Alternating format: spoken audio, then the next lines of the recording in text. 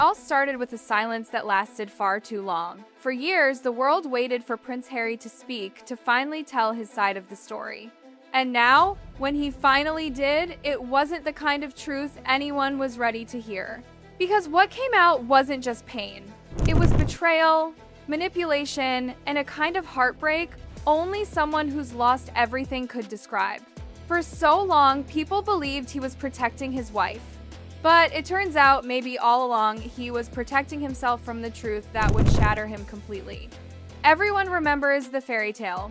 The prince who gave up his crown for love. The woman who walked into the palace with grace, charm, and a Hollywood smile.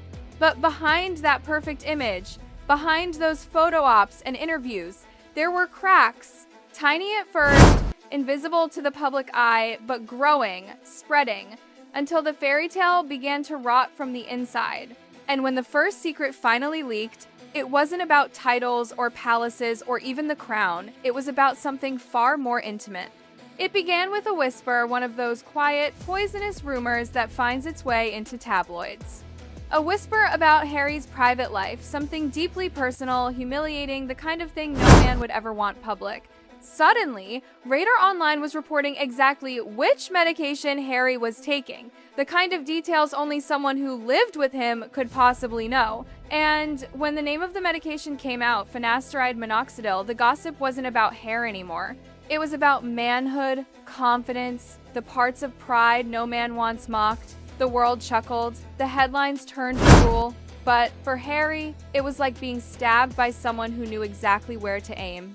Those pills weren't just prescriptions, they became symbols of exposure, of being stripped bare. And the cruelest part, the leak didn't feel random, it felt orchestrated. The language around it was soft, wrapped in sympathy, friends worried, sources close. But underneath that softness was precision, a blade so sharp it almost looked kind. And that's what broke him. The realization that someone could package your insecurity into a headline and still make it look like concern. People close to him began whispering that the source wasn't the press, it wasn't the palace, it wasn't enemies from old royal circles. It was someone far closer, Meghan herself. Whether it was intentional or not, that leak was the first domino. And once it fell, everything else followed. Because once private trust is broken, nothing sacred remains. From that day, Harry stopped sleeping. He'd walk around the house at night, staring at his phone, afraid to open it. Every time another article dropped, he saw another piece of himself slip away. The walls of Montecito, once filled with laughter, turned into a battlefield of silence. The woman he once adored now felt like a stranger, watching him from across the room, measuring him. He said nothing because saying something would have meant admitting the fairy tale was over. Long before that leak, though, insiders say the marriage had already begun to chill. The passion that once made them inseparable was gone. No late-night giggles, no spontaneous kisses in the kitchen. Just polite smiles for the cameras and closed doors at home. Meghan threw herself into image projects, branding, documentaries, anything to keep her reflection shining in public light. Harry clung to what little warmth he could find, believing if he just tried harder, the woman he loved would come back, but she didn't. She was already somewhere else. Emotionally, strategically, completely. They say when a marriage dies, it doesn't make a sound. It fades like a candle running out of wax. And that's exactly what happened behind those California gates. The love that had once been enough to make him leave the monarchy turned cold, calculated, transactional. She stopped looking at him like a man. She started looking at him like a narrative. Because if there's one thing Meghan Markle always knew, it was how to control a story. Every photo, every headline, every public move, it all fit into the image she built. Calm, elegant, misunderstood. And when things began to crumble, she didn't scream, she didn't beg. She shifted the story quietly, carefully, to make it look like Harry was the one unraveling. She's heartbroken, the tabloids said. He's changed, they whispered. And just like that, the roles flipped. Meghan became the victim, Harry the problem. The man who left an entire crown for love was now being painted as weak, emotional, unstable. The same vulnerability that made him beloved now became his curse. He didn't even realize it at first how she was planting the seeds. Small comments to friends, subtle confessions to sources, all painting him as distant, moody, difficult. By the time he caught on, the story had already escaped his hands. His life wasn't his anymore. His truth didn't matter. Megan had already written her version. Then came the stages of their downfall, not explosions, but quiet implosions, one after another. The wedding, the honeymoon, the children, the leaks. Each one another chapter in a story Harry didn't even know he was living. The wedding perfect on the outside, but inside, something colder. Megan already understood the power of that moment. She wasn't just marrying a man, she was marrying a brand. Every camera flash was currency, every headline an investment, and she knew it. Then the honeymoon short, glittering but uneasy. She reportedly told friends he was too intense, too emotional, too attached. While Harry thought he'd found someone who saw beyond the title, she saw it clearly, and maybe that was all she ever saw. After the children, everything froze, the house grew quiet, she was focused on projects, he was desperate to keep their family whole.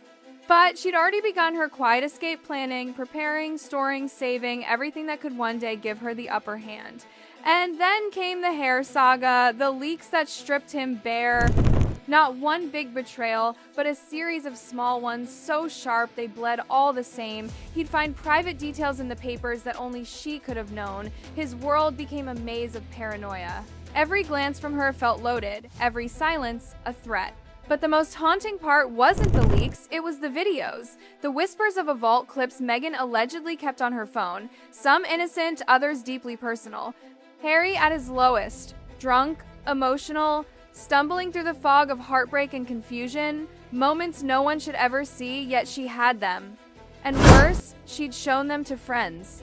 Not for help, for proof, for power. That's when fear settled in.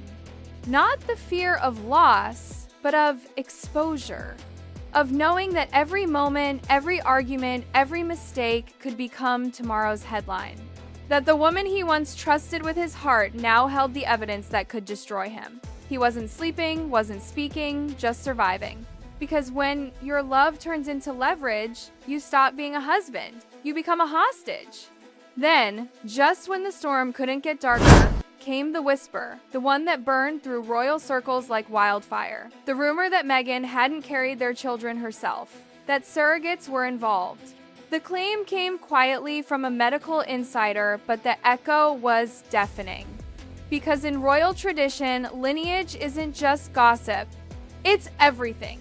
If there was even a hint of truth, it could tear at the fabric of everything he believed. Harry, who had spent his life protecting his children's future, now faced the cruelest doubt of all whether he even knew the full truth about their beginnings. The thought alone broke him. To the world, it was another tabloid headline. To him, it was his entire identity collapsing. He'd left the crown for honesty, for peace, for freedom. And yet, he found himself more trapped than ever. No crown, no control, no narrative, just a man stripped of dignity, watching his life turn into entertainment. The woman he'd once defended at all costs had allegedly turned his every secret into a story, and every time he tried to fight back, it looked like aggression. Every silence looked like guilt. Imagine him now sitting alone, wondering how it all went wrong. The same hands that once held him now holding all the evidence of his pain. Every photograph, every recording, every note archived, categorized, controlled. Because for Megan, control was never just preference. It was power, and she used it with precision. The interviews, the documentaries, the rebranding, each one designed to polish her, to position her as the calm after the storm, the survivor of chaos. While Harry, the man who gave up everything, became the storm itself. By the time insiders realized what was happening, it was too late. The collapse wasn't beginning, it was already done. The marriage had turned from partnership to production. The love story had turned into a case study in public manipulation. In the end, this wasn't a royal scandal. It was a human tragedy, two people, two truths, two realities that could never coexist. She moved on, smooth and unbothered, her reputation intact, Her story told exactly the way she wanted it. He stayed behind, lost in the echo of what used to be love. And that's the cruelest irony. The prince who gave up his crown to escape control ended up under the thumb of someone who mastered it. The woman who said "I do" may have meant it, but what she really promised wasn't forever. It was victory. Now, Harry walks through life stripped of everything he once thought he chose freely: his privacy, his pride, even his peace. Every confession became a quote. Every tear became a clip. Every moment of vulnerability turned into something to monetize. And Meghan, poised, untouched, rebranded again, the queen of her own narrative, walking gracefully through the ruins she left behind. The truth he finally spoke out about wasn't just betrayal. It was the realization that love, when turned into strategy, becomes unrecognizable, and that the one person he trusted to guard his heart was the one person who knew exactly how to break it. This isn't a love story anymore.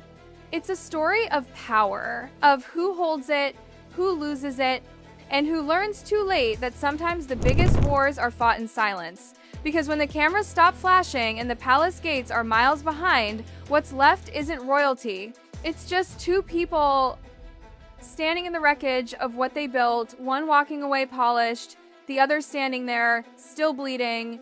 And now the world finally sees what Harry couldn't say for so long, that even without a crown, some battles never end. Because the truth he carried wasn't just about love, it was about survival. And sometimes, the person you run from the world with ends up being the one you need to run from the most. And maybe that's the part that hurts him the most, realizing that everything he ever stood for, everything he ever sacrificed, ended up being used as content. The interviews, the documentaries, the carefully edited sound bites, they all became weapons, not windows. Every time she spoke about healing or truth, he saw pieces of their private life twisted into performance. He wasn't her husband anymore. He was her storyline. There were moments, people say, when Harry tried to reach her. Quiet nights when he'd knock on her door just to talk, to fix what was left. But she'd be sitting there, phone in hand, unreadable, recording every word in memory, if not in video. He realized he wasn't speaking to the woman he fell in love with, he was speaking to the brand she had become. And that's when he knew it was over. He gave up palaces for peace, but instead found himself in another kind of prison, one built from headlines, whispers, and perfectly timed leaks.